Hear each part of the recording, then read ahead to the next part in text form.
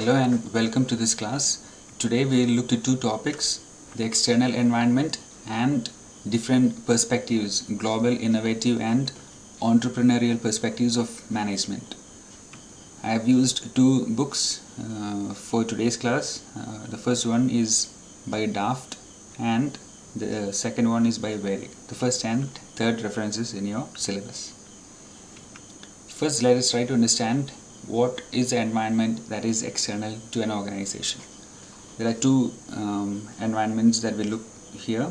The first one is the task or the microenvironment, which immediately surrounds an organization, and further we have another layer which is called the general or macro environment. Task or microenvironment. The task environment is close to the organization. It includes the sectors that conduct day-to-day transactions with the organization. It can directly influence its basic operations and performance, and in return the organization can influence the micro environment to a certain extent. So some of the sectors or stakeholders who are involved in the micro environment are the customers, competitors, suppliers and labor market. We can take the example of a company, Maruti Suzuki. So who are the customers of Maruti Suzuki? They are the car owners. And the competitors, there are many competitors for Maruti Suzuki. Some of them are Hyundai Motors and Tata Motors are some of the competitors. And then there are a lot of suppliers. A car has many different parts, and a company like Maruti do not manufacture their own parts. It's other companies who manufacture and supply it to Maruti. Labor market, we read on a managerial function called staffing. In managerial function staffing, we actually fill in people to certain job roles. So where do they fill in people from? It's from the labor market. So a company has to be in constant touch with its labor market to know the availability of the labor, or where it can go to get labor in case they have a vacancy. General or macro environment. The general environment affects the organization indirectly. So earlier, the task environment, we saw that it affects the organization directly, but here it affects only indirectly. Again, changes in the general environment do not directly change day-to-day operations, but they do affect organizations eventually. And next, the organization do not have much control over the general environment.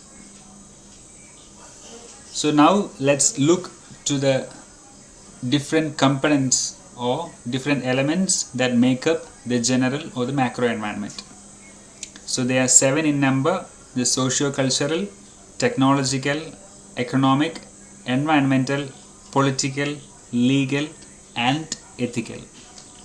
So you can see that the first letters of each of these words are highlighted, and when you read it together, you can read it as steeple. And steeple analysis is a popular method which is used to analyze the external environment of an organization. Socio-cultural environment. The socio-cultural dimension of the general environment represents the demographic characteristics, norms, customs and values of the general population. To understand this, let us consider the example of some business related to old age homes. So the first point here is demography. What is demography? Demography is a statistical study of the population. So when we compare the populations of, say, two countries like India and Japan, India has predominantly younger people when compared to that of Japan. For Japan, the people above the age of 60 is considered to be the highest for Japan. So when we consider the case of old age homes or businesses related to old age homes, demographically it looks like Japan is having more opportunities for businesses related to old age homes. That could be the case or that may not be the case, but demographically it looks better. So now we'll consider the other factors, norms, customs and values of the general population. In India, what do you think about the norms, customs and values? So if you have parents or grandparents who are quite old, and if you're finding it difficult to manage time to take care of them, what do the present norms, customs and values tell us? Or do we have a conducive environment where we can send the elderly from our home to an old age home? As of now, I believe that it's not considered a good practice, or our society doesn't consider sending elderly people to old age home as the ideal solution to the problem of taking care of them. So if you are into the business of old age homes, you will have to look to the socio-cultural aspects. There is a demography. You have to see if you have enough people, enough old people who could be taken to old age home. That is one aspect. And then again, you also have to look to the norms, customs and values. Are people willing to send people to old age home is another aspect. That was just an example. You can think about it. Well, there could be the socio-cultural dimension is an important aspect for almost all organizations. So now we'll move to the next point. That is the technological environment. What is technology? Technology is the sum total of knowledge we have of ways to do things. The technological dimension of the general environment includes scientific and technological advancements in a specific industry as well as in society at large. To explain this, we'll take the example of two old Malayalam daily newspapers, Malayalam Manorama and Mathrubhumi. So a few years back, we only had the print edition, the newspaper editions of Manorama and Mathrubhumi. When internet came in, both the newspapers started their news websites. Later they started TV news channels, and further now they also have mobile apps for receiving news online. So what we see is that there were newspapers following a particular technology in which the news came in paper. That was the traditional way of doing business in the newspaper world, but they didn't get stuck in that particular technology. They moved with the improvements in technology. So they moved to internet-based websites, apps, as well as TV channels. So that is how organizations keep pace with the technological environment. So now we'll move to the next topic, which is the economic environment. The economic dimension represents the general economic health of the country or region in which organization operates. Consumer purchasing power, the unemployment rate, and interest rates are part of an organization's economic environment. As organizations today are operating in a global environment, the economic dimension has become exceedingly complex and creates enormous uncertainty for managers. The world economy has been badly hit by the pandemic, but what we have to understand is that even during this pandemic, it hasn't affected all the people or all the organizations in an even manner. So when you are running an organization, you have to be keen about the economic environment, and there are chances that you could find opportunities even when the economy is not performing well. For example,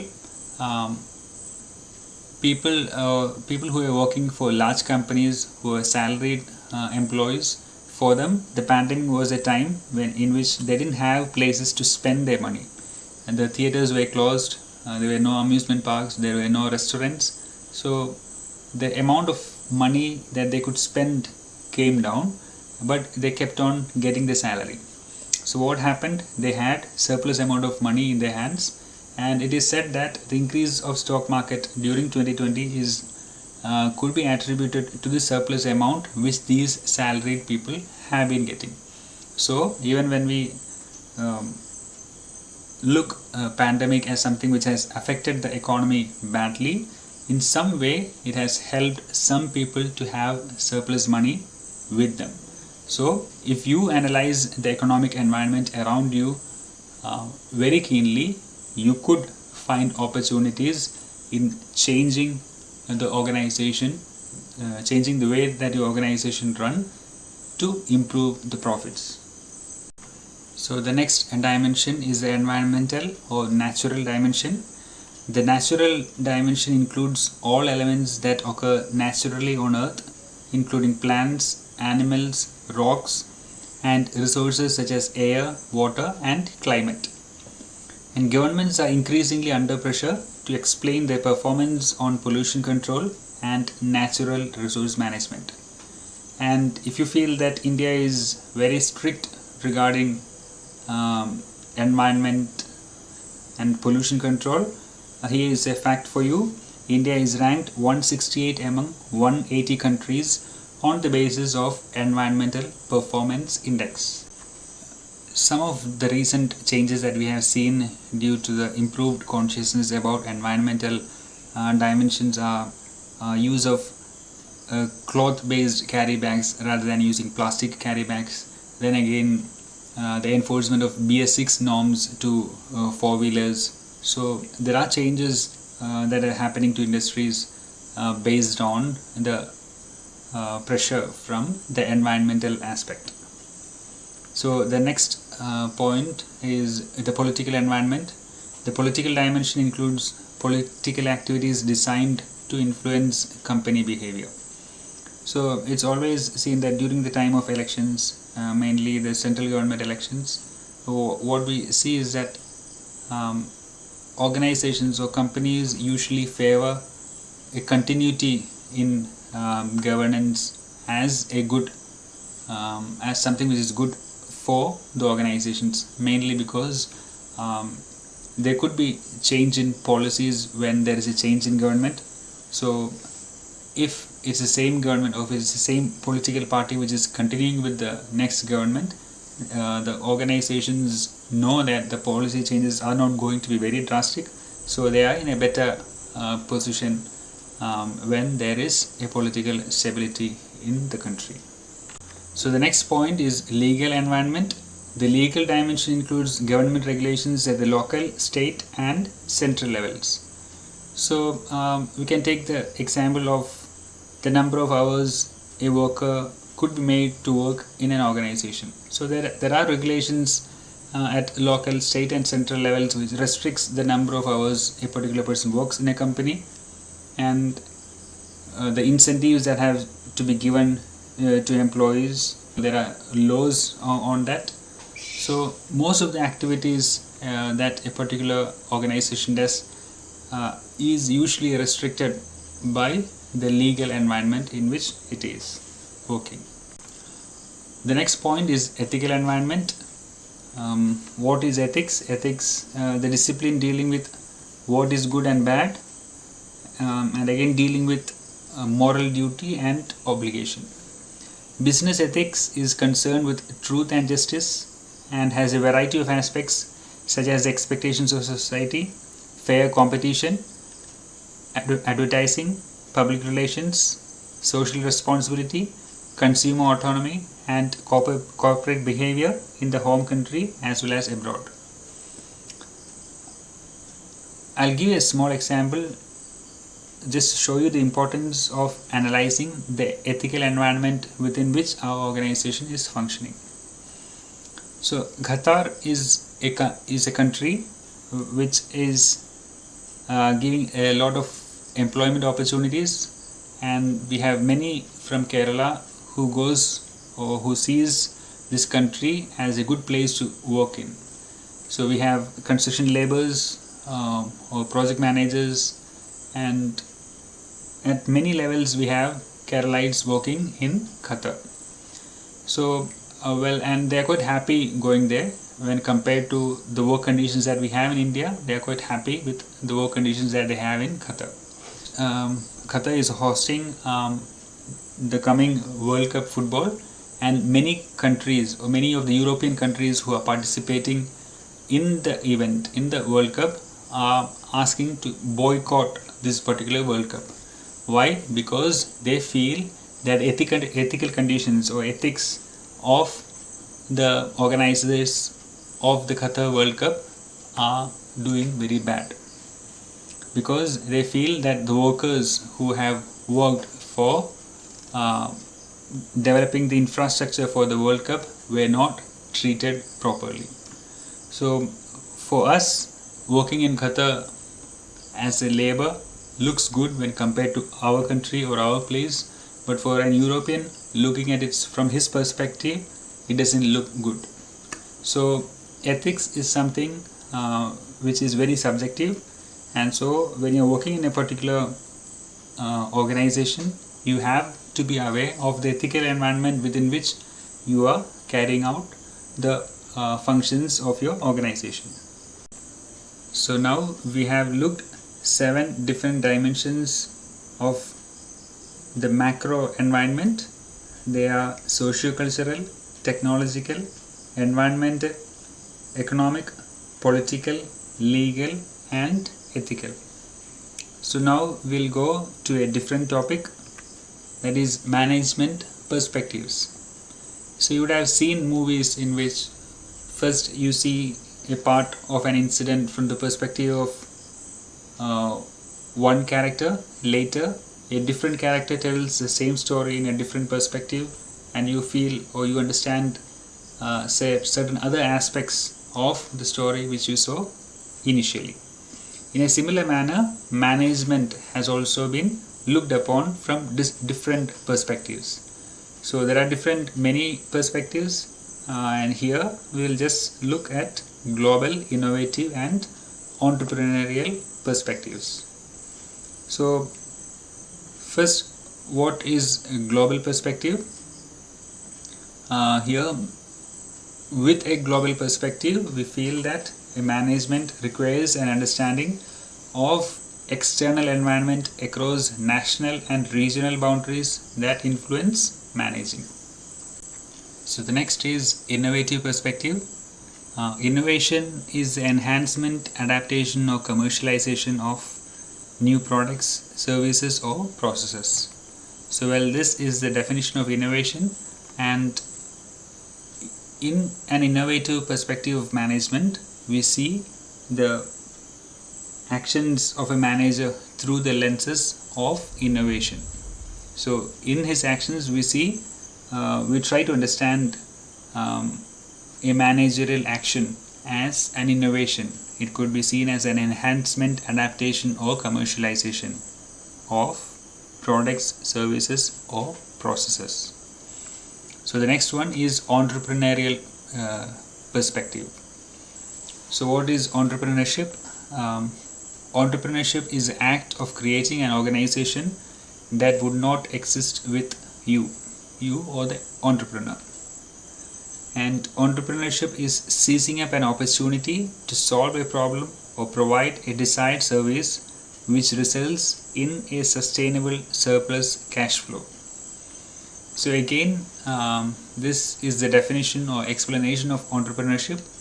And when we see management through an entrepreneurial perspective, we try to analyze the amount of entrepreneurship that has been taken account while a manager reacts to a situation in which he is in. So in summary, what have we looked today? We have first tried to understand the external environment. Well, there are 2 aspects. The first one is the micro or the task environment, and the second one is the macro or the general environment. And to analyze the macro environment, we looked at the term steeple analysis with STEEPLE, each representing a particular aspect of the macro environment. And then we very quickly looked what are the different management perspectives like global, innovative, and entrepreneurship management perspectives. Thank you.